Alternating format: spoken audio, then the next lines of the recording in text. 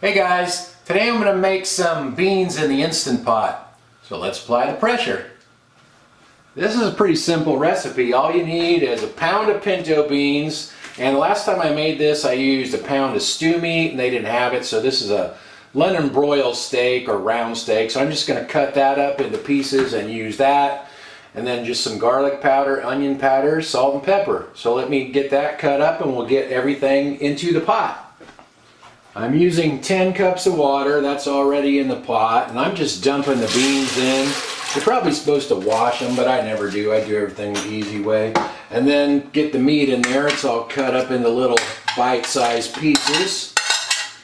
And I guess I'll measure this out. The other day I just dumped some of this in, but this is granulated onion or onion powder. So I'll use a tablespoon of that. And this is garlic powder. I'll use, if I can get it out of there, there we go. I'll use a teaspoon of that. And you can always add more at the end if you think it needs more. And then just some salt.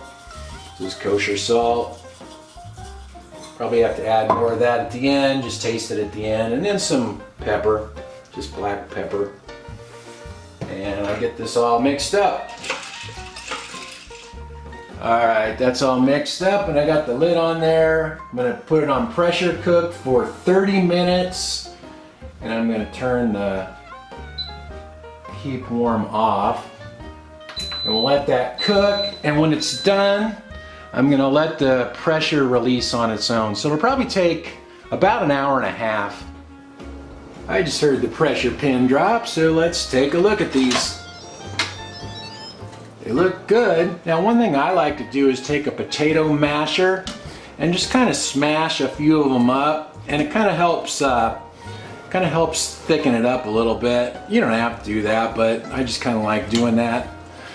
Then I'll taste it and see if it needs any more seasoning, and we'll try it out. These are looking pretty good now, and they'll thicken up even more as they cool down. Tomorrow they'll be even better.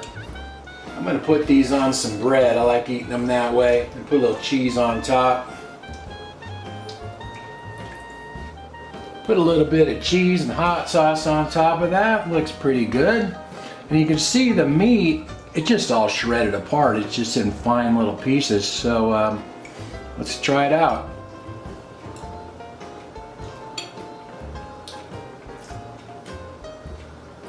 That turned out real good.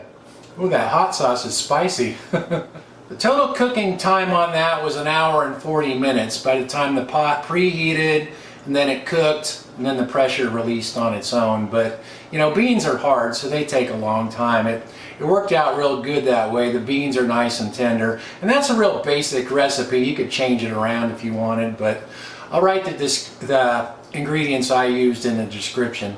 Thanks for watching. Talk to you guys next time.